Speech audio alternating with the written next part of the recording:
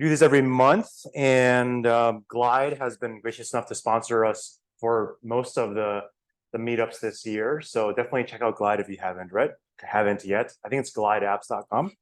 And actually, I posted the meetup recording from last month where the product manager from Glide, he came to talk to us about how they're using AI within Glide.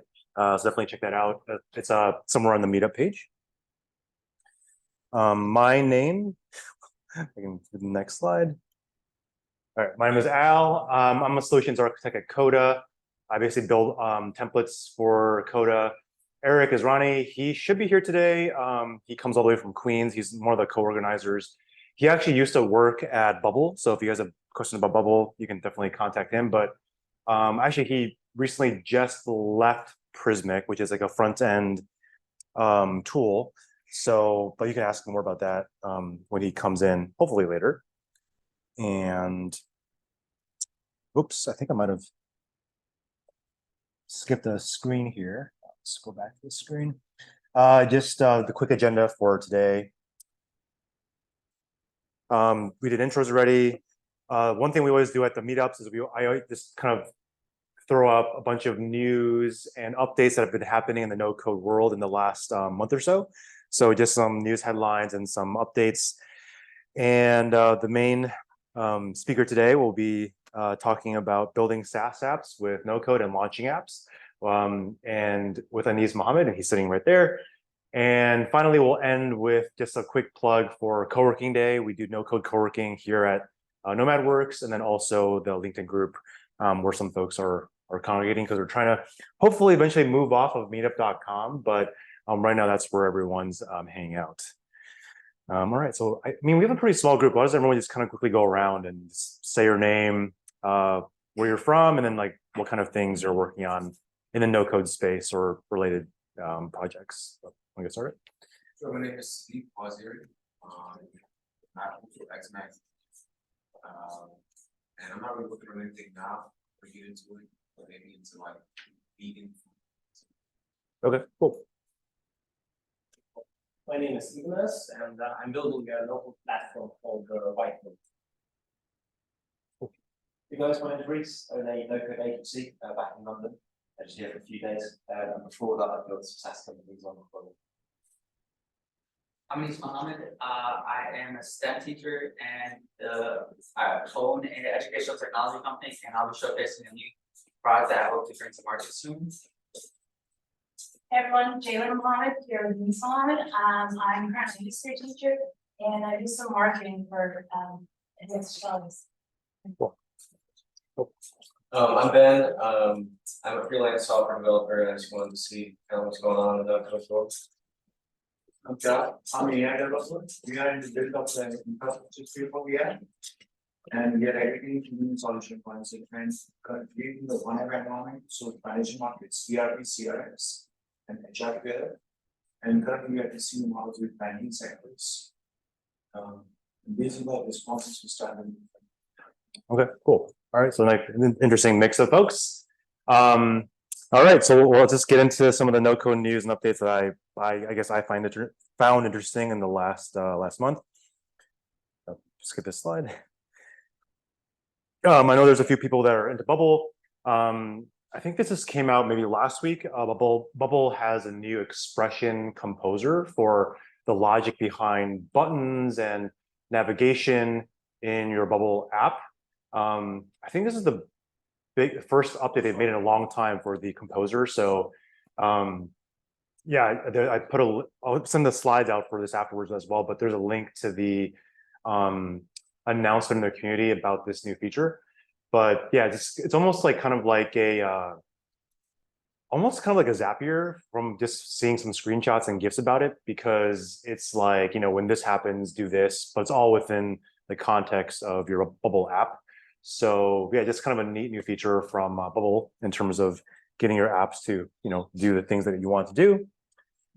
And then next one is, I think this dropped like yesterday. So Airtable, has everyone here used Airtable before, more or less, or heard of them? So I think this just happened yesterday.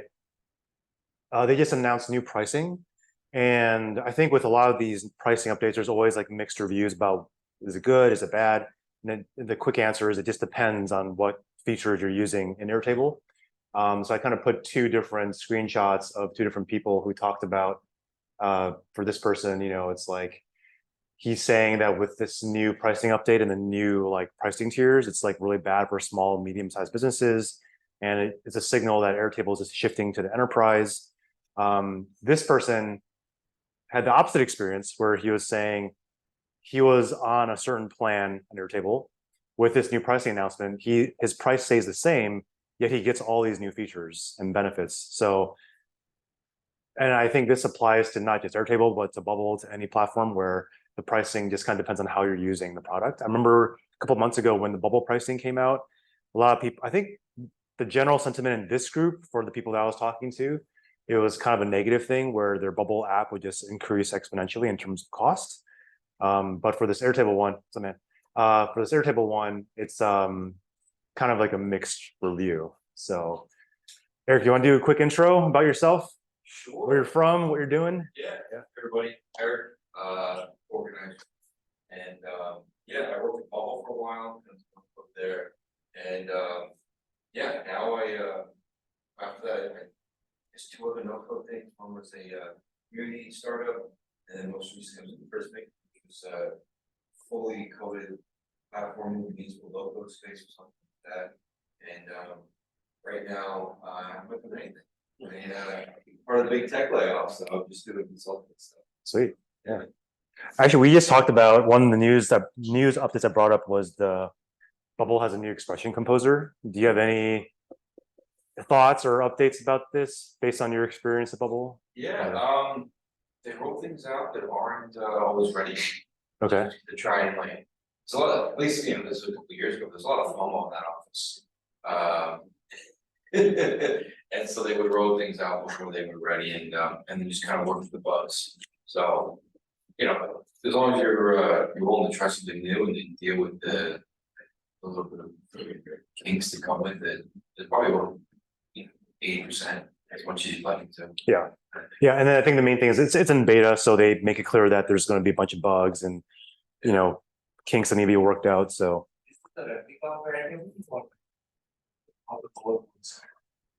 sorry? Is it a replica of Airtable? Very different. Oh no, they're completely different tools. Yeah. It's and you can probably explain it better than Yes, Airtable's a database, right? Bubble gives you a database, but it's a full-fledged application. Also gives you the front end, bunch of little workflows and. Yeah. So we talked about Bubble, we talked about the Airtable pricing. Next update is Webflow conference. How many of you here have heard of the Webflow conference before? Everyone. Okay, so the big change this year is that it's in multiple cities, and there's gonna be one in New York. I took a quick look through the website, and the main conference is still in San Francisco. The other cities, they call them more intimate gatherings, and by intimate probably just means smaller groups of people. But looks to be pretty cool. A lot of great speakers. Most of them are Bubble speakers, or sorry, Webflow speakers. So I think the first Webflow conference I went to was in 2019. So that conference was awesome. It was like all different kinds of speakers, not just Webflow. And over the years, I've heard that it's becoming more Webflow centric, which kind of makes sense. It's their company. But you lose that kind of general like no code like community feeling. But yeah, it's happening in about 2 months. So definitely check it out. I think right now you can just get on the wait list. So I just put myself on the wait list, and maybe I'll check it out when it comes. Yeah.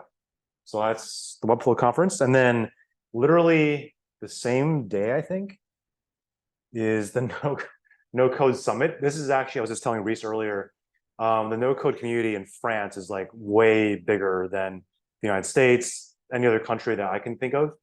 And so this summit is supposed to be huge. Like it's in Paris, it's at Station F, which is like, I don't know how to describe it. It's kind of like the Y Combinator of France, maybe, or of Paris. That's basically where all the startups go to launch their next venture. And it's on, can't see, it says 46 days, but I think it's like October 10th or 11th as well. And the reason why I think this is going to be huge is because if you look at the speakers that are going, again, it's a general no code conference. They had the CEOs of like CEO of Glide, David Siegel. He's going to be speaking. Thunkable. I want to say Softer as well. So basically, they got all the CEOs, all these major no code platforms that we talk about every month, and they're showing up in Paris. CEO Emmanuel, CEO Bubble, he's going to be there too. So the fact that they can get this level of like executive presence at the conferences just speaks to how big this summit will be. So I don't know if anyone has any plans to travel to Paris, but this could be something to check out if you do. Zapier. I think last month we talked about some Zapier updates too, but they just released this visual editor. And for those of you who have used Zapier, you know, you're just kind of like clicking, if this happens, then do this with this other app. And now it's like this kind of almost like a Miro board of like being able to drag and drop all your different zaps together, which just makes putting together a complicated set of zaps really easy. Or I'm not sure, I haven't used it yet, but they're just trying to make it way more visual versus like having to click on a bunch of drop-down menus and all that kind of stuff. So visual editor, pretty neat to check out. And again, the link, I'll send the slides afterwards, the link to the resource. Saw this blog post in, I want to say there's a newsletter called nocode.tech, really cool newsletter, just no code news. And there was an article that caught my attention. How to bring no code into your organization. Is no code or low code right for you? One thing we don't talk about a lot in this group is like, how do like big companies, Fortune 500 companies use no code within their organizations? And I'm hoping to get a speaker like next month about that. But this article talks about like, how do you bring no code or low code into a big company?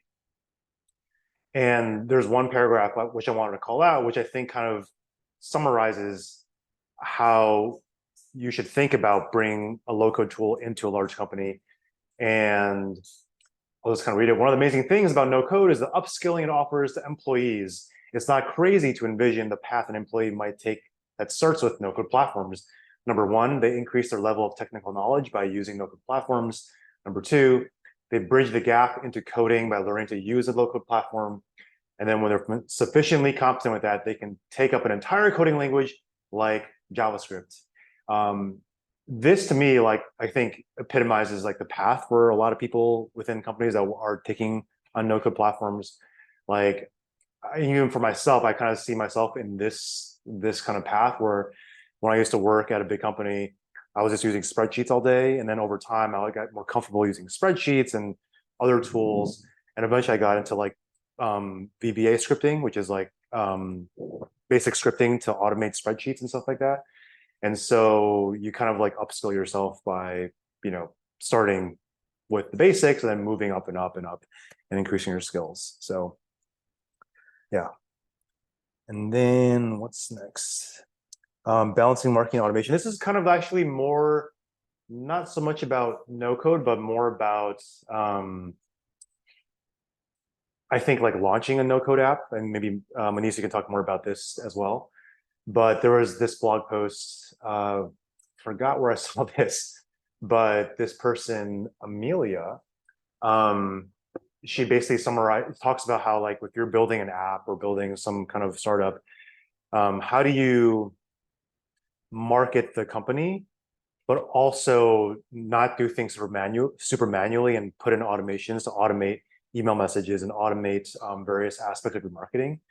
And I like the way she broke it out into these two different bullet points. So she was saying that with all these automation tools like AI, if you're just doing things where you're saying like, my company does XYZ, or my company solves XYZ problems, then you can use automation and AI to just push those messages out. But then when it comes to building actual relationships with people like on Twitter or LinkedIn or whatever, that's when you just shouldn't be automating anything, and you should just be more just manually typing your messages and communicating with people. And I think that's the trouble for a startup, is like, how much do you automate versus how much do you manually do stuff? And so she just basically talks about how to bring automation for the right marketing activities for your SaaS application. And I was reading this article, it was a great article, and at the very, very bottom, I find out it's kind of like a sponsored post because she runs an automation agency or something like that. But nonetheless, I think the takeaways are really important and made me think about like how my company does our own marketing too. So I think it's still a good read nonetheless. Yeah, so marketing automation. And I think that's the last bit of news. Yeah, and so now we're gonna have Anis talk about building and launching SaaS apps. Yeah. Yep. Does anyone go to Flutterflow's conference? Yeah. And then Bubbles is sure they're out next. Yeah, yeah. Actually, for Flutterflow, maybe because we had a speaker from Flutterflow a couple months ago. Maybe we can like try and get some passes from him or something like that. Maybe. Yeah.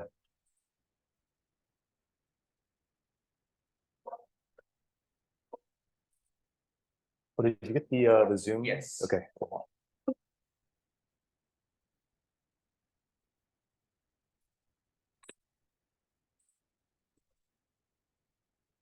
Unplug this thing.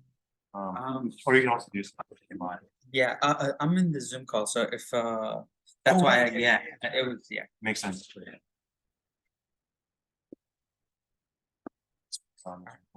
Thank you. Oh, it's the, okay, cool. Yeah, and I'll share. Screen share. I'll Yeah. screen share. Okay, I'll maximize this.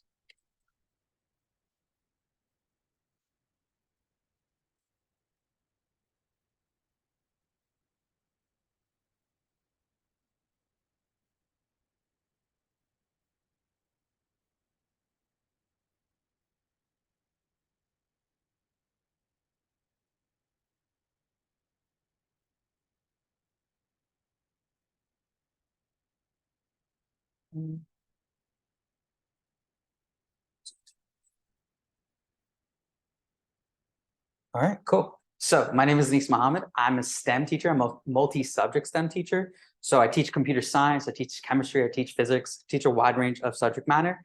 And one of my favorite courses is teaching high school seniors full stack development.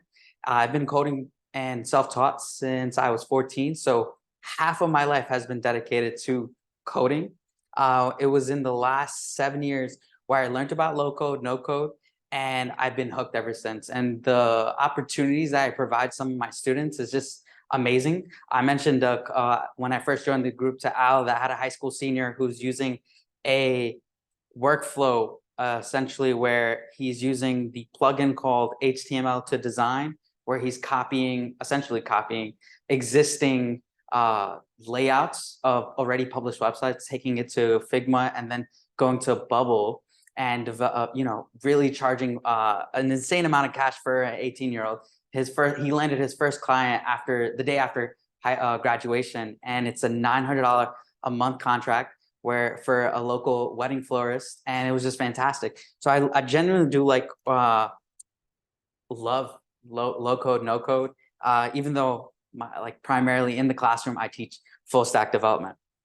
So today, I've built a wide range of applications, and the one that I'll be showcasing today is a medical AI tool built on Bubble that's used for diagnostic purposes.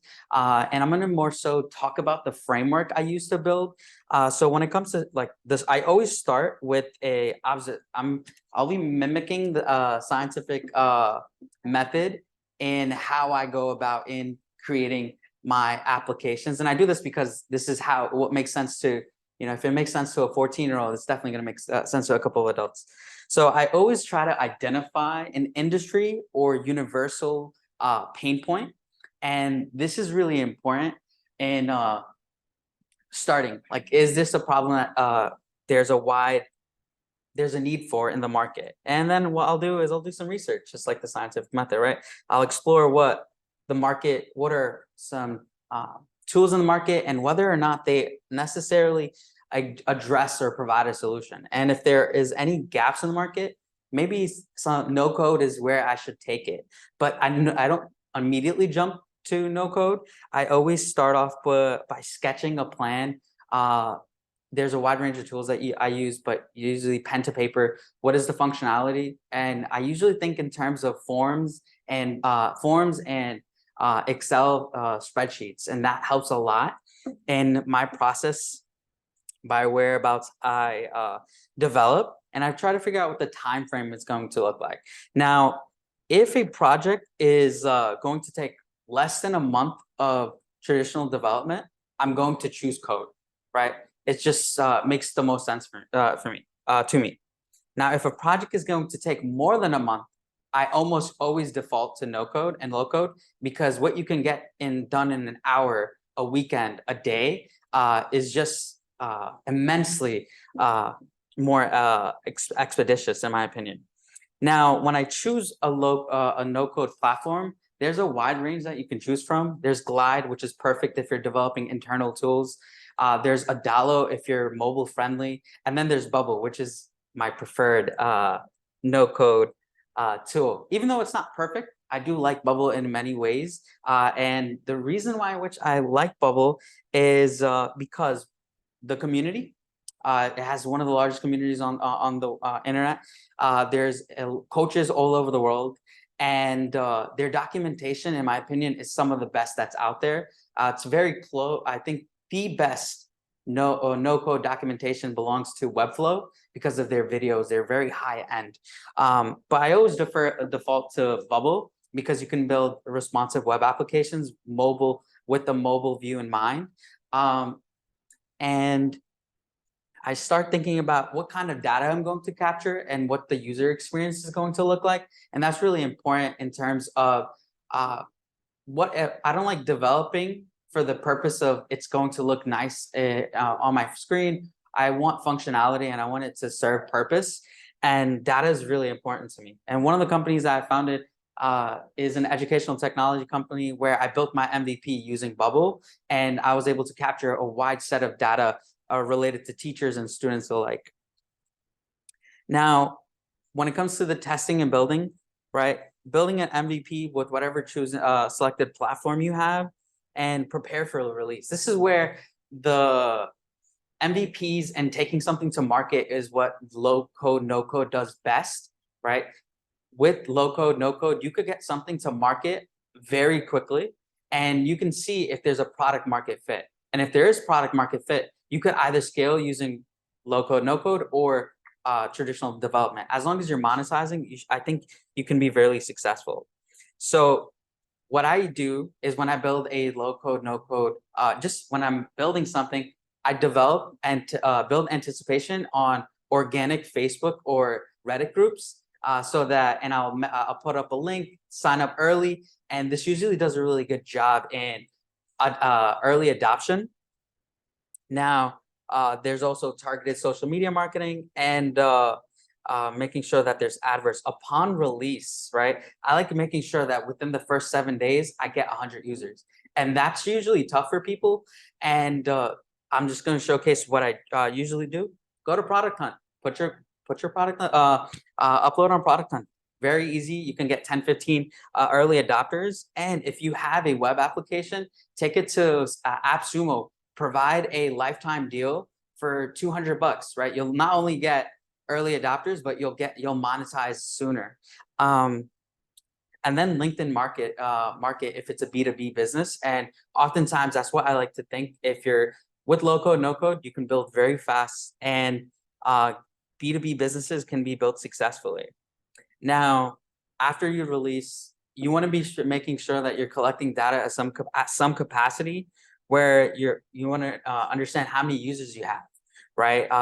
What's the acquisition rate of your users? You want to consider what's the capture and app specific metrics you have available to you. What's your monthly recurring revenue? And what's the, again, cost of conversion is really important, and feedback. Now, with low code, no code, you could implement on user feedback within a couple of days, and you can assure that early adopters have a smooth experience, and you want to encourage them to continue to use your product. And then you modify and you potentially do scale. You can optimize, develop really for scalability. And I think Bubble does a really good job for that. especially for B2B businesses. Now, I've seen people on the internet create Twitter clones or Facebook clones. And when it comes to the pricing model or pricing plan, if you're on a very niche specific or personal plan, you're really not gonna do well. So this is my framework and how I develop, how I take things to market, and what I do in terms of scale. I'm gonna take a seat and I'm going to showcase my the app that I developed. I built this app in 37 minutes. It was a dinner party. It was a dinner party of my friends. They just finished medical school. They're starting their residency, and two of them had already started their residency. And one of my friends, Joel, he mentioned that he had a patient that came in twice in the single week. And I said, what was the reason? He said that it was clear that they didn't understand their discharge instructions. The medical terminology that was used, or the jargon, just went over the patient's head, and they didn't take care of them as they should have. So I thought, what can I do to create this? And I was like, AI is great for that. And you can integrate AI with Bubble literally in under a minute, which is fantastic. So I got started, and I created the first element I created was this diagnostic decoder. So essentially, in America, the occurrence of which patients end up being rehospitalized because they don't understand their discharge papers, or they don't understand what their X-ray imaging results demonstrated. I thought, wow, you really could use AI for that. And we have this occurrence of English language learners who go to a doctor's office, a clinic, an emergency room, and they have no idea what the discharge instructions are. With this tool, you can select their preferred language, upload a PDF of your discharge information or your medical imaging results, and it will explain it to you in your native language. And I thought that added tremendous value. And this took me like I said, 37 minutes. I think this took less than 5 minutes to put together. And once I got the ball rolling, it was just the best dinner party of my life. So I'm gonna choose Spanish, and I already have a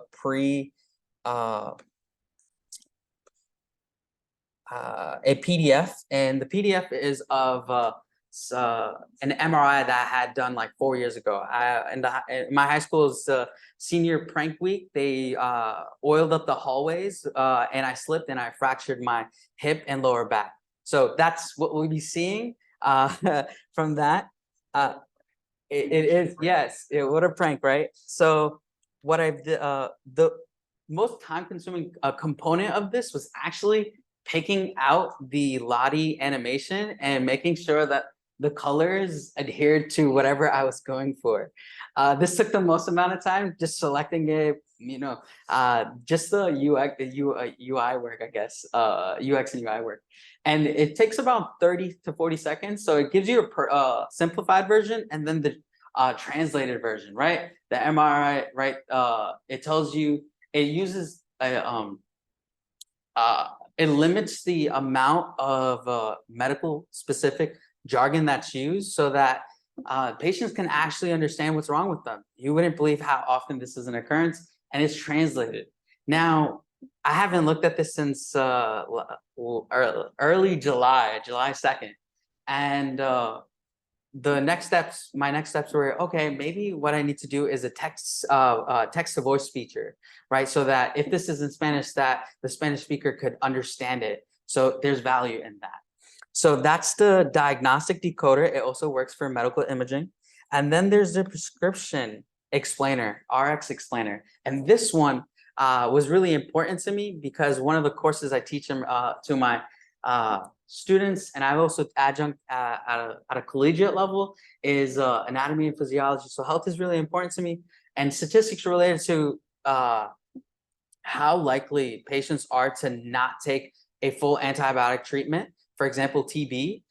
It used to be 3 months or in the early 2000s. That's what a TB duration was. But now, because patients don't take their TB medication daily, a treatment plan is over 9 months in some cases, right? So what I thought is, not only should patients try to understand their prescription, the consequences, but also they should opt in for text reminders or email daily reminders that, hey, listen, don't forget to take your TB medication. Don't forget, if you're someone who contracted the HIV virus, don't forget PrEP, right? And this adds tremendous value. And this was, this in the back end took a little while, right? But once it was done, it was relatively simple.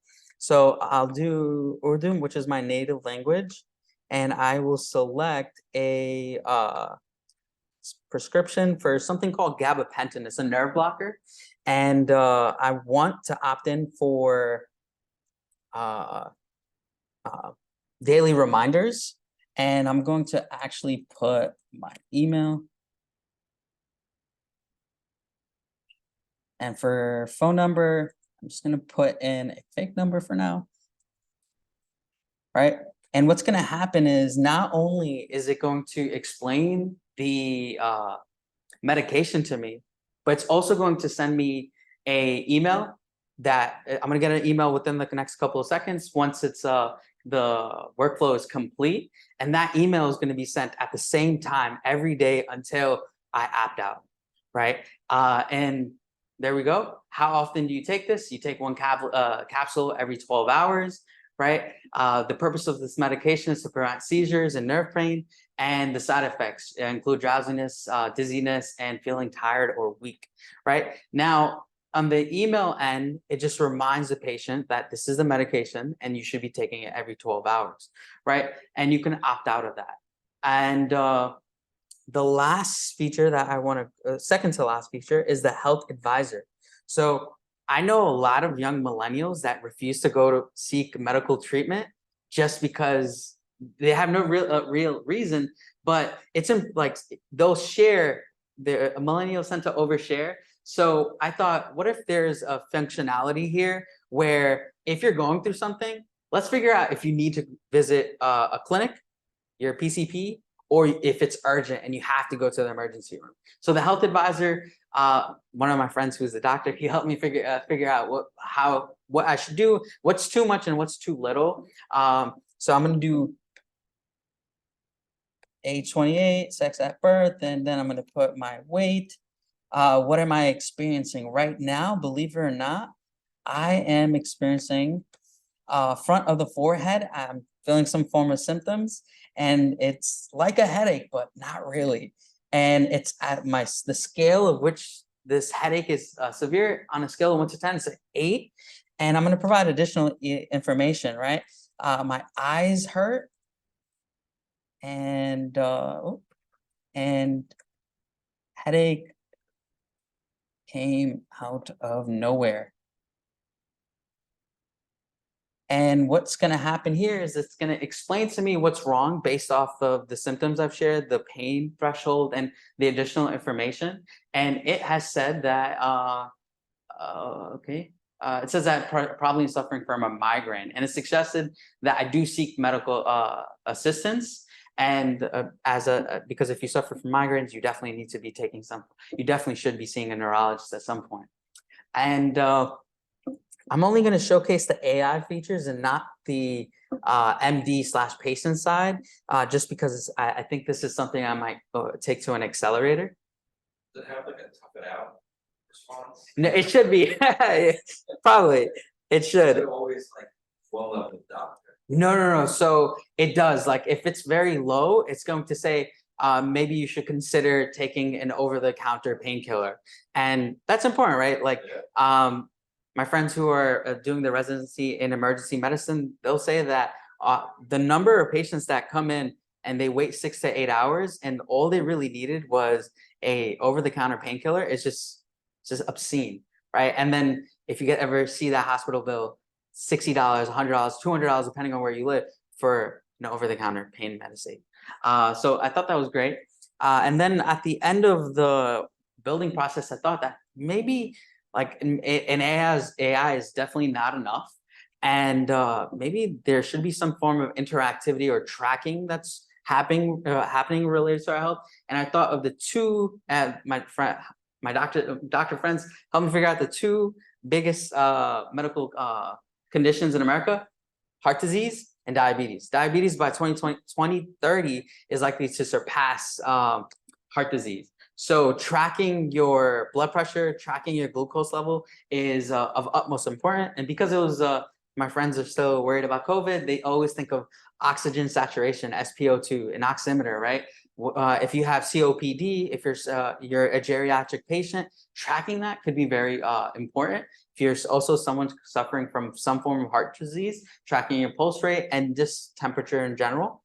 So patients could enter their vitals, and what happens in the back end is that when they sign up, they enter their doctor's email or a fax number or related to the clinic or the physician that they see, and that doctor gets a weekly report of 7 days a week. This is what the patient looks like.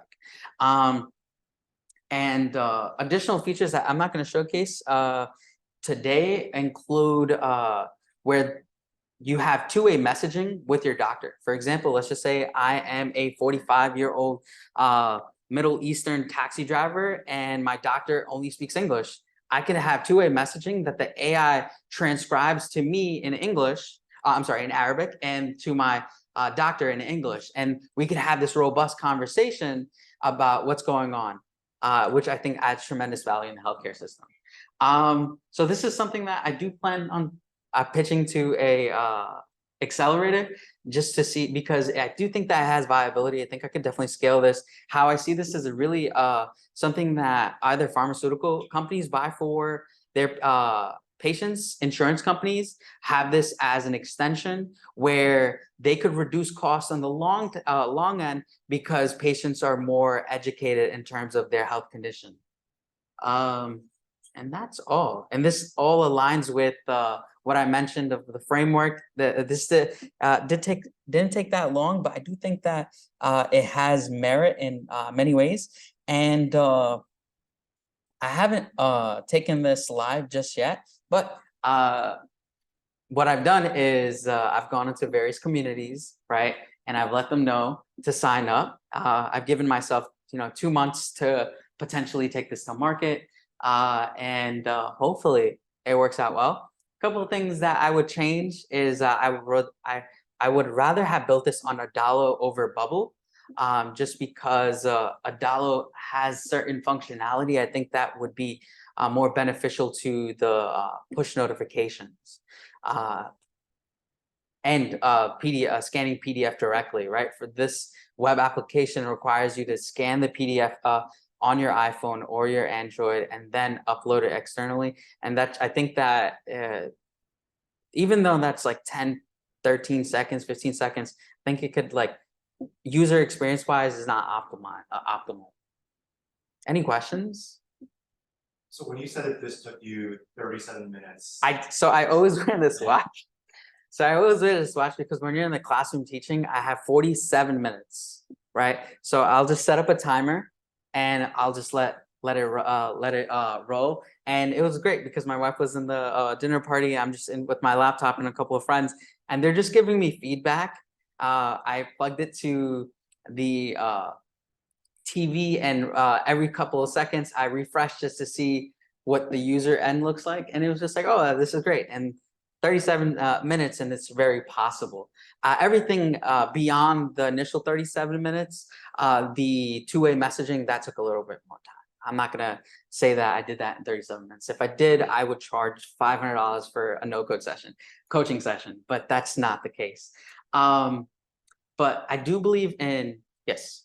Yes, you said you use Bubble. Yes. Right? Yeah. So I've never used that, but how do you deploy it live? Is that within Bubble to handle that for you, or is it something else? Yes. Bubble handles it in some capacity, but with the exception of domain and DNS, you have to handle it yourself. But they have great, like I said, they do have great documentation where the steps are really easy to follow. And Bubble has one of the largest communities online. When I don't find a something in English, I translate my question into French, and I almost always get a response, right? Or a result.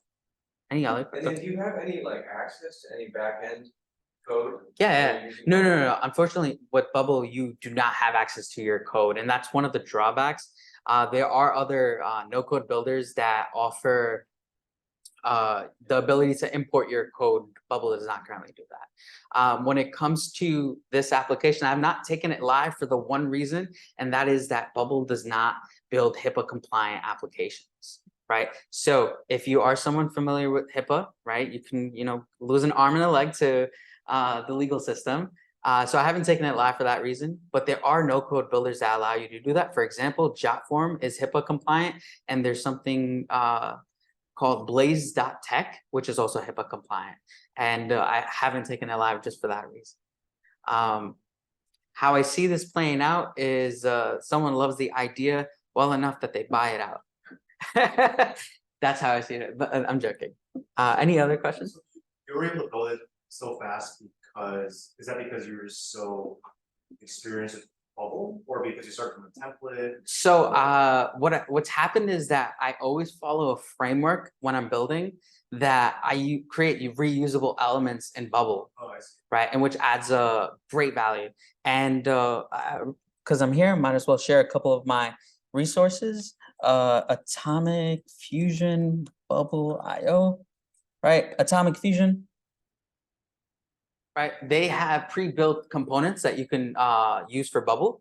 There's also one more. If you're not a backend guy, or you don't think in the backend basis, there's no code databases.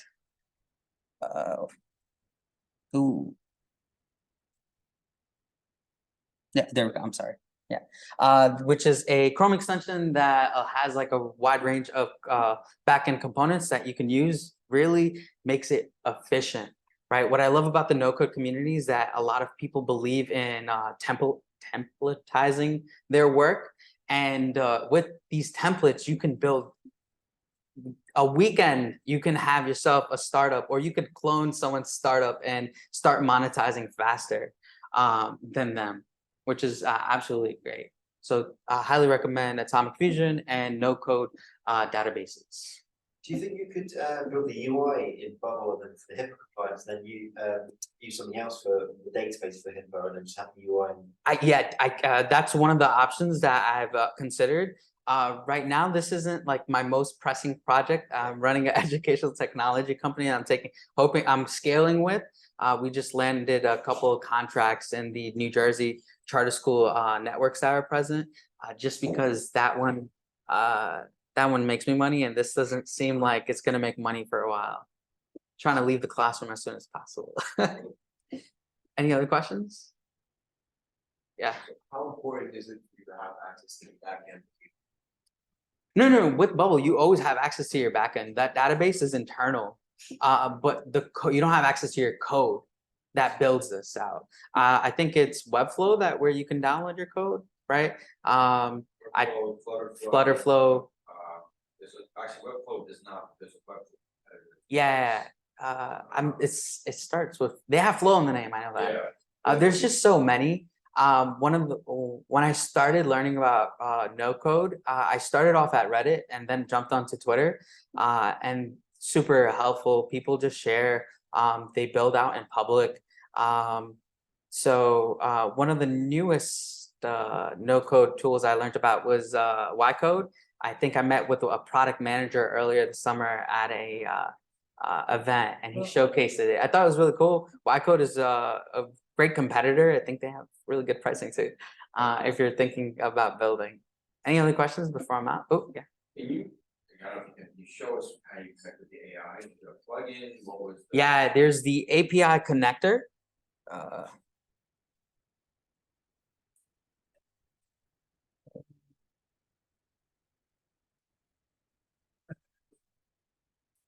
Oops, sorry, wrong one.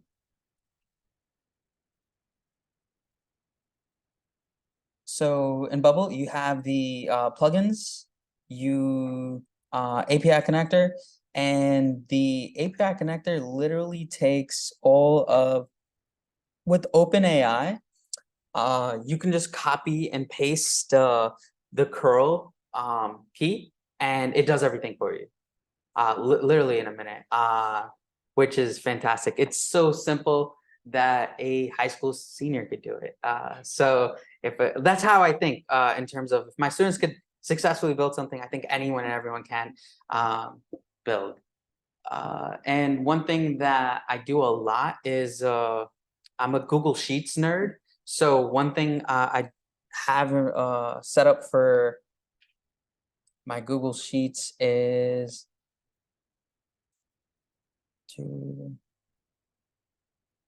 I actually have an RSV set up. I haven't used it in a couple of days. There we go. So I have an RSV setup where I change it regularly. Where Google's top 10 stories, top 20 stories related to no code, I get access to them. It gives me a description really quickly and I filter it out. It's a lot more convenient than scrolling through Twitter or Reddit mindlessly for hours. But I think that if you're competent in building backends or using Excel, VBA, AppScript, no code is a cinch. It's like, it's money that people just hand over. Any other questions? Cool. When you teach full stack to your Yeah. students, like how often do you recommend them do no code stuff? So there's two sequences. The first is there's two sequences where students select full stack given their math competency and logic skills that they develop their junior year. And if a student just doesn't pass a Regents or standardized exam by a couple points, they'll be placed into the no code cohort. And that cohort I have the most fun with because we start off with Google Sites, which is where I really started low code, no code. And what's great about Google Sites is that it integrates with all Google products very efficiently. For example, you can just use a Google Sheets as a backend of your Google Sites. And now you could, if you're competent with AppScript, you can connect an API to your Google Sheets and display results even faster and get like quality results. What the only downside is that when you build on Google Sites, there's no login and log out. Unless you can, what a lot of my students do is they set it up where you have access to something or you don't have access to it. And then we do Thunkable. We do Thunkable, Glide. One of my students helped me build a SAT/college application tracker using Glide. And we almost always end the year off with Bubble just because it's my favorite. But highly recommend a lot of my students, I just recommend courses to externally. For example, I know that Meta has a 27, 28 hour long course on Coursera. I tell my students to do that. A lot of my students who graduate from the no code course, they usually don't pursue higher education just because they're able to monetize. And one of my students is traveling the world, and former students is traveling the world and building as a nomad, which is something that I'm envious of. So do you see your students doing more of the startups, something supposed to go into work from an agency? Yeah. So some of my students have started a startup. Not all of them haven't. None of them have been successful because they have their startup ideas are relevant to an 18-year-old, and they clone TikTok in some capacities. Hot or Not. One of my students had this Hot or Not. Well, I'm sorry, Cop or Drop. Student was obsessed with sneakers. So he thought I thought the application was fantastic because it's a marketing tool where you get to see what Gen Y and Gen Z want to buy. So it's like what's hot, what's not. And then he would have affiliated links. And it's a really cool idea, but he's not going to take that. It's not. He's making money off of through the affiliated links, but it's not a startup that I could see someone investing in. But that understanding what Gen Y and Gen Z want to buy, fantastic. And this kid did it like he did it with he was one of my students who only works in the last week, right? Project end of the semester, this is due, pass or fail, graduate or not. And he built it within he said 10 days, right? And it was very crude, but it functioned really well. And I thought the data a lot of my students are fixated on what data am I collecting? and they all believe that understanding what kids want to buy, and then having these push notifications or pop-ups based off that. Like, hey, listen, you like these gimmicky AliExpress products, here's like 10 that you might be interested in, right? So it's really cool. I love what I do. In many ways, I ran a adult no code bootcamp for a while. It's just that adults are very harsh on themselves, right? Kids, they're self-forgiving, whereas adults, it's like, I need this because I need to make money. Kids are just like, this is a class, I need a D and I graduate. Right? So in this semester, you teach the full stack or you can no code. Then you Yeah, also there's two teach- separate classes. You also teach like what you talk about, like launching Yeah, of it. yeah, marketing. Yeah, pretty much. It's like the student who's working for the wedding florist. The reason why he has a $900 monthly contract is because he's doing SEO. He's doing social media marketing for them, and that's tremendous value. And I told all my students know this one fact, and that's, if you want to make money, you have to target boomers, right? Find a successful business where you have someone over the age of 55, appeal to them, and figure out a way where you can help them continue to scale their business in some capacity, and then just like build for them. And a lot of my students do that. I teach here in the city, and most of my students are from the Bronx, so they usually target small businesses in the Bronx or the Washington Heights, Harlem area. And one of my students has a bubble tea, best bubble tea directory, right? Which is like, it was a project, it's alive. But I thought it was cool. Things that you could do with no code and low code. How common is this kind of education? Not common at all. Is it not? It's not common at all. This is No. awesome, like- Yeah. So one thing that I did is, I'm tenured. So when I was presented with the list of courses I could teach, I just pitched that I'd love to teach something that adds value to my students. Because most of the students that take the full stack course, it deters them, right? As soon as we hit JavaScript, they're out the window. I think that if you start low code, no code, you can definitely develop those technical, logical thinking skills to take you into a full stack.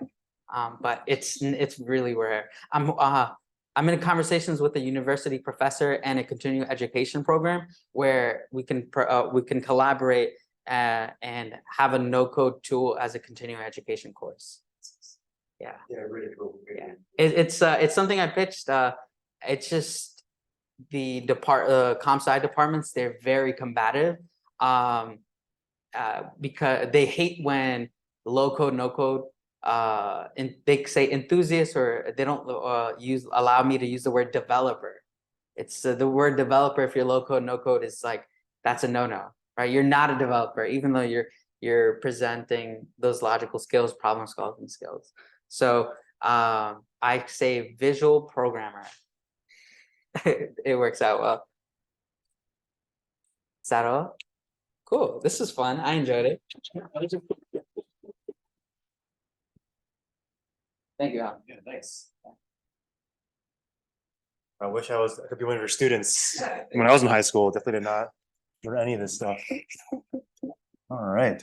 Well, this will be a good recording to watch afterwards. All right. Well, yeah, that was great presentation. And sure, Denise will stick around afterwards. You want to talk to him some more? Yeah, but I mentioned this every single meetup. We have no code co-working basically in 2 weeks. Yeah, 2 weeks we'll do another session here. We just go over there, we get a table, we have our own section with a bunch of people in the community. Glide again sponsors 5 spots. So normally it's $20 per person. If you sign up first, you'll get one of the 5 spots. And then, yeah, the LinkedIn group, definitely join it. Eric and I have been trying to move people off of Meetup, like I said. And so LinkedIn group is hopefully where we'll go, but I think it's only like 50, 100 people or something like that. So small relative to the Meetup page. And that's it. This month is a little smaller than usual, but still a great presentation. Like, that was really awesome. So definitely share this afterwards with the rest of the Meetup group, and hopefully people will find it useful. So